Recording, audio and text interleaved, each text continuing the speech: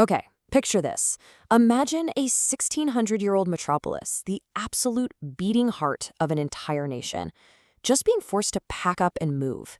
Today in this explainer, we're unpacking a story that honestly sounds like the plot of a Hollywood disaster movie, but it's a very real, currently unfolding historical event.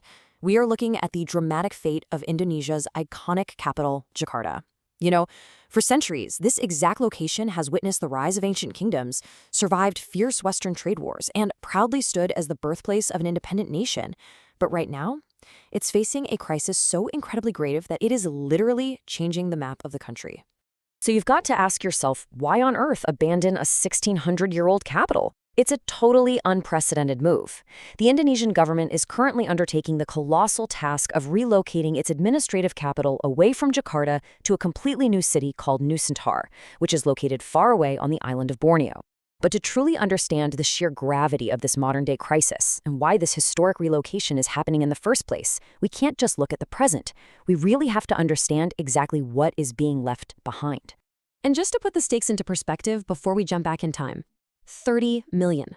To put that number into perspective, that is roughly the entire population of Texas, all living in the greater Jabodetabek metropolitan area today. 30 million lives, livelihoods, and deep family histories, all rooted in a city that is facing a very real, sinking reality. So this isn't just about moving some government buildings. It's about the future of one of the most populated, bustling centers on the entire planet. To grasp this historic farewell, here's our roadmap for this explainer. 1. A city of four names. 2. Origins of a trading port. 3. Batavia, Queen of the East. 4. The dawn of independence. And 5. A historic farewell. All right, let's jump straight into Section 1, a city of four names tracing the archipelago's heart. Jakarta isn't just a dot on a map. It's a living, breathing chronicle of the entire Indonesian archipelago. It's a city that has completely reinvented itself over and over again. Tracing this timeline, every single name change serves as a major plot point in the city's spectacular 1600-year journey. We start way back in the 4th century with Sunda Kelapa. Then a monumental shift happens in 1527 to Jakarta. The colonial takeover in 1619 brings us Batavia, and finally, the nationalist reclamation in 1942 with Jakarta. Let's walk through exactly how each of these specific eras built the megacity we know today. Moving on to Section 2, Origins of a Trading Port, Sunda Kelapa and Jakarta. This right here is where the very first rhythms of the archipelago were felt. The commercial roots of this city run incredibly deep. The very first foundations were laid way back in the 4th century under the Hindu Tarumanagara kingdom. By the 14th century, it was known as Sunda Kelapa, the main port of the Sunda kingdom. And because of its highly strategic location right on the northwest coast of Java, it became a booming global commercial hub. Merchants were sailing in from China, India, and the Arab world, trading lucrative goods like pepper, agarwood, and spices, back when a sack of pepper was practically worth its weight in gold. Naturally, this immense wealth caught the eye of Western empires, and by 1522, the Portuguese arrived to establish alliances and build a fortress. But their grip on the port wouldn't last. Because just 5 years later, the geopolitical landscape completely flipped. On June 22, 1527, a Muslim commander named Fatihillah from the Demak Sultanate successfully attacked and expelled the Portuguese forces. And to commemorate this tremendous triumph, he stripped away the name Sunda Kelapa and bestowed a powerful new name upon the city, Jakarta, which translates beautifully to City of Victory or Glorious Deed. Now, this wasn't just a military win, it was the birth of an absolute identity. That specific date of Fatihillah's victory, June 22, 1527, is still celebrated today as the official founding anniversary of modern-day Jakarta. The spirit of the City of Victory is deeply, deeply woven into the cultural fabric of the people who live there now. But as we know from history, victory is often fleeting. Which brings us to Section 3, Batavia, Queen of the East, the Dutch colonial era.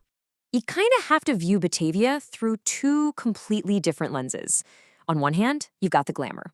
The Dutch held a global spice monopoly, bringing in enormous wealth that literally earned the city the nickname Queen of the East. They built sturdy brick buildings, a grand city hall, the whole 9 yards. But we have to look at the harsh reality. To build this, they tried to replicate a European canal system right in the middle of a tropical monsoon climate. Bad idea.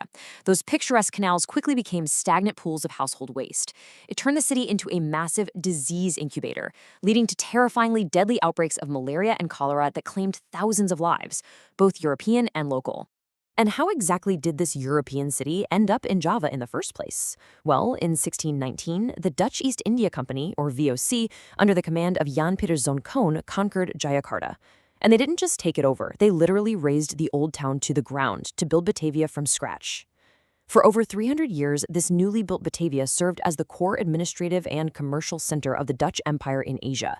But ironically, because of those very same disease-ridden canals we just talked about, the Dutch were eventually forced to shift the city center southward just to find fresher, breathable air. All right, Section 4. The Dawn of Independence, World War II to 1945. That Dutch dominance, which lasted for over 3 centuries, finally encountered an immovable object in the 20th century.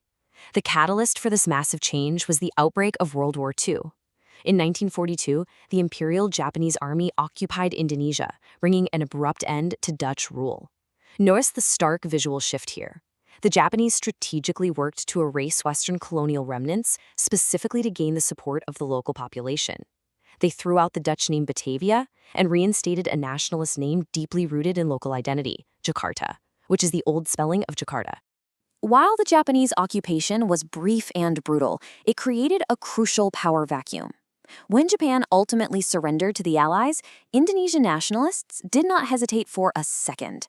On August 17, 1945, 2 great leaders, Sukarno and Muhammad Hatta, stood at a house in Jakarta and read the Proclamation of Independence. In that single, electrifying moment, the Republic of Indonesia was born. Jakarta was no longer just a colonial trading port. It had officially transformed into the proud, beating capital of a free and independent nation. And that brings us to Section 5, a historic farewell, the modern megacity crisis. Following independence, under President Sukarno and later President Suharto, Jakarta absolutely stepped on the gas pedal. The city underwent explosive, overheated urbanization.